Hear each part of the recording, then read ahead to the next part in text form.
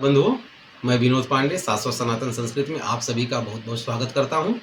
आज की पुस्तक जिस पे चर्चा होगी श्री सूर्य सहस्त्रनाम स्तोत्रम नामावली सहित और संक्षिप्त प्रयोग विधि के साथ दिया गया है। छोटी सी पुस्तिका है लेकिन बहुत ही महत्वपूर्ण पुस्तक है। तो इस पुस्तक की रूपरेखा, महत्व, लाभ, इन सब के बारे में चलिए आप और हम मिलकर कुछ बातें जान लेते हैं। आइए शुरू करते हैं। श्री हरि बंधुओं, प्रस्तुत पुस्तक श्री सूर्य सहस्त्रनाम स्तोत्रम नामावली सहित संक्षिप्त प्रयोग विधि सहित है। पुस्तक की कोड संख्या 1665 पुस्तक की कोड संख्या है। और पुस्तक के मुख्य पृष्ठ पे ये भगवान श्री सूर्य जी का एक सुंदर छवि दी गई है, जो कि अपने रथ पे सवार हैं। 7 घोड़ों का उनका रथ है, यहाँ पे दर्शाया गया है। और यहाँ पे गीता प्रेस गोरखपुर का एक लोगो दिया गया है। छोटी पुस्तक है। पुस्तक के अंतिम पृष्ठ पर गीता प्रेस गोरखपुर से प्रकाशित अन्य जो सहस्त्र नाम हैं उनके नाम दिए गए हैं।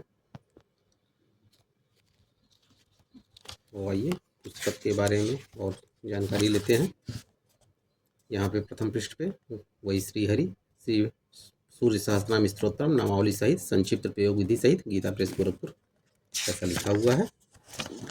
और पुस्तक संवत 2080 15वां पुनर्मुद्रण है और अभी तक का कुल मुद्रण 81,500 हो चुका है। पुस्तक का मूल्य मात्र 15 रुपये है। और यहाँ पे गीता प्रेस गोरखपुर का पता और मोबाइल नंबर दिया गया है। वेबसाइट भी दी गई है जहाँ से आप पुस्तकें डायरेक्ट मंगा सकते हैं। वैसे मैं हर पुस्तक का डिस्क्रिप्शन में लिंक दे देता हूँ, आप वहाँ से भी जाके देख सकते हैं। यहाँ पे इस स्त्रोत का पाठ करने का यहाँ पे संक्षिप्त प्रयोग विधि दी गई है, जो कि मैं आपको थोड़ा सा बता देता हूँ। सर्वप्रथम स्नान आदि से पवित्र हो जाए। जब सहस्त्रनाम स्त्रोत का पाठ करना हो अथवा सहस्त्रार्चन करना हो, श्री सूर्य जी की प्रतिमा को अपने सम्मुख किसी काष्ठ पीठ यानी लकड़ी का बना हुआ आसन हो पर यथाविधि स्थापित कर लें। अपने बैठने का आसन भी लगा लें। पूजन आदि की सभी सामग्रियों को यथास्थान रखकर अपने आसन पर पूर्वाभिमुख या उत्तराभिमुख बैठ जाए। यहाँ पे पूर्वाभिमुख उत्तराभिमुख दोनों लिखा गया है, लेकिन उचित यही होगा कि आप पूर्वाभिमुख ही बैठें, क्योंकि भगवान सूर्यनारायण पूर्व की तरफ से ही हमें दर्शन देते हैं, इसलिए पूर्वाभिमुख ज़्यादा उचित होगा।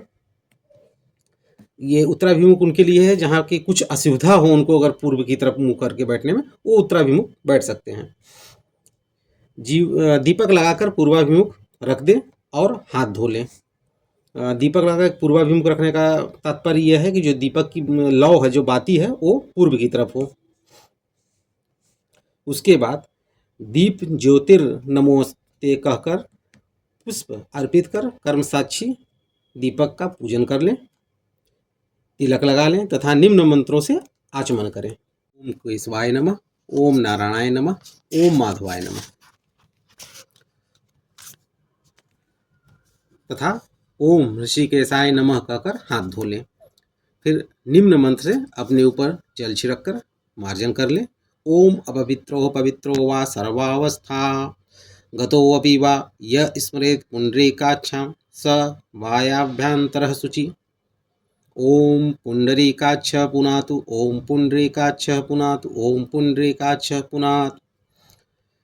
फिर इसके बाद दाहिने हाथ में जल पुष्प अक्षत लेकर संकल्प कर लें। संकल्प तो आपको मालूम ही होगा, नहीं तो ये संकल्प मंत्र दिया गया है। इसमें जहाँ जहाँ पे ये डैश दिया गया है वहाँ पर अपने नगर, संवत, मास, पक्ष, तिथि, वासर, गोत्र इत्यादि यहाँ पे आप लगा के बोले। अब अगर आप ऐसा नहीं कर पाते हैं संस्कृत में, तो यहाँ पे आप हिंदी में भी जिस भी संकल्प के लिए, जिस भी कार्य के लिए ये पाठ कर रहे हैं, उसका आप हिंदी में भी संकल्प लेके आप शुरू कर सकते हैं। उसके बाद संकल्प लेने के बाद हाथ का जल अक्षत पुष्प किसी पात्र पे छोड़ देना चाहिए। अर्चन पूजन के समय श्री सूर्य जी के विनियोग का मंत्र पढ़कर जल छोड़ना चाहिए तथा न्यास करना चाहिए। विनियोग मंत्र स्तोत्र के प्रारंभ में दिया गया है। इसके अनंतर श्री सूर्य जी का ध्यान जो स्तोत्र के साथ दिया गया है, उससे भक्ति पूर्वक श्री सूर्य जी के स्वरूप का ध्यान करना चाहिए तथा निम्नलिखित मंत्रों से पंचोपचार या मानस पूजन करके स्तोत्र का पाठ करना चाहिए। तो इन मंत्रों से आप मानस पूजन यानी मन में आप पूजन कर सकते हैं। ओम लं पृथिव्यात्मकं गंधं परिकल्पयामि, ओम हम आकाशात्मकं पुष्पं परिकल्पयामि, ओम यं वायात्मकं धूपं परिकल्पयामि, ओम रं वह्नात्मकं दीपं दर्शयामि, ओम वं अमृतात्मकं नैवेद्यं निवेदयामि, ओम शं सौरवात्मकं सर्वोपचारं समर्पयामि।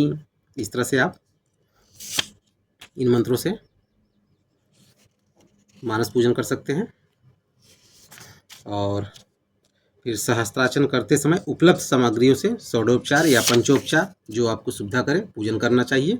तदंतर सहस्त्र नामावली के प्रत्येक नाम मंत्र से सामग्री गणेश जी पर चढ़ाएं। स्त्रियों तथा जिनका यज्ञोपवीत नहीं हुआ है उन्हें प्रत्येक नाम के पहले ओम के स्थान पर श्री शब्द का प्रयोग करना चाहिए। जैसे ओम सूर्याय नमः के स्थान पर श्री सूर्याय नमः, अंत में आरती पुष्पांजलि तथा क्षमा प्रार्थना करके अर्चन को पूर्ण करें। तो इस तरह से एक संक्षिप्त प्रयोग विधि है। और इसके अलावा अगर आप सूर्य सहस्त्रनाम स्तोत्र का पाठ करना चाहें तो अपने गुरु या जो भी आपके पुरोहित जी हों उनसे आप इसकी विस्तृत जानकारी ले सकते हैं। यहाँ पे फिर श्री सूर्याय नमः श्री सूर्य सहस्त्रनाम स्तोत्र यहाँ से दे दिया गया है, यहाँ से आपको पाठ करना है पूरा।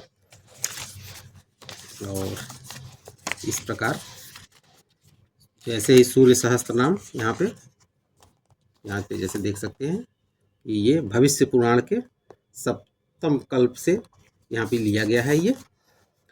और फिर उसके बाद श्री आदित्य हृदय स्तोत्रम भी इसमें दिया गया है। तो ये बहुत अच्छी बात है कि सूर्य सहस्त्रनाम के साथ साथ आपको आदित्य हृदय स्तोत्रम भी मिल जाता है, उसके लिए आपको अलग से पुस्तक की आवश्यकता नहीं होगी। फिर यहाँ पे श्री आदित्य महिमा दिया गया है और उसके बाद आदित्य महिमा के बाद फिर यहाँ पे प्रणामांजलि दिया गया है। और इसके बाद फिर यहाँ पे श्री सूर्य सहस्त्र नामावली एक एक नाम यहाँ पे अलग से दे दिया गया है।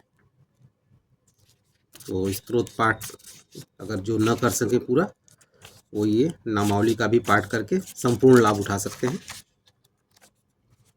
और अंत में फिर भगवान सूर्य जी की आरती दे दी गई है।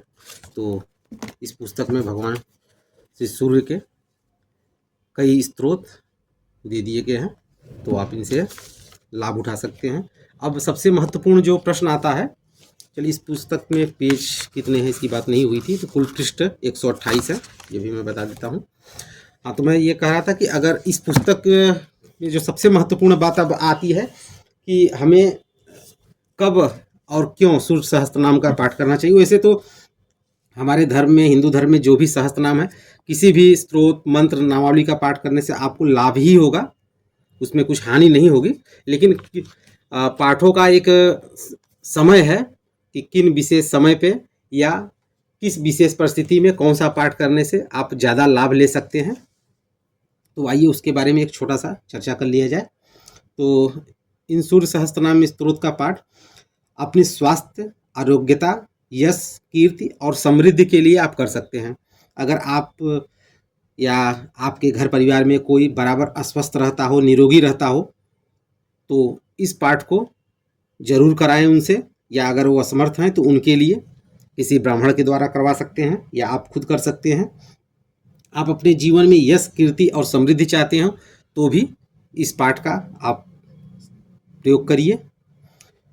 बल, तेज, आयु और सबसे बड़ी बात, अगर आपके नेत्रों की ज्योति धीरे धीरे कम हो रही है तो भी इस सूर्य सहस्त्रनाम के पाठ से आपको लाभ मिलता है। वैसे नेत्रों की ज्योति के लिए एक विशेष सूर्य जी का उपनिषद है, आप उसका भी पाठ कर सकते हैं। वो मैं फिर कभी किसी चलचित्र में उसके बारे में बात किया जाएगा। बालों का झड़ना, सर के जो बाल लोग गंजे होते हैं, बालों का झड़ता है, और चर्म रोग, ये भी भगवान सूर्य की कृपा से सही हो जाता है। जिसकी कुंडली में सूर्य के कारण कोई दोष हो, या सूर्य किसी अच्छी अवस्था में न हो, या उनके कारण कोई कठिनाई उत्पन्न हो रही हो, तो भी इस सूर्य सहस्त्रनाम के पाठ से आप लाभ ले सकते हैं। तो ये सब बहुत महत्वपूर्ण चीज़ें हैं।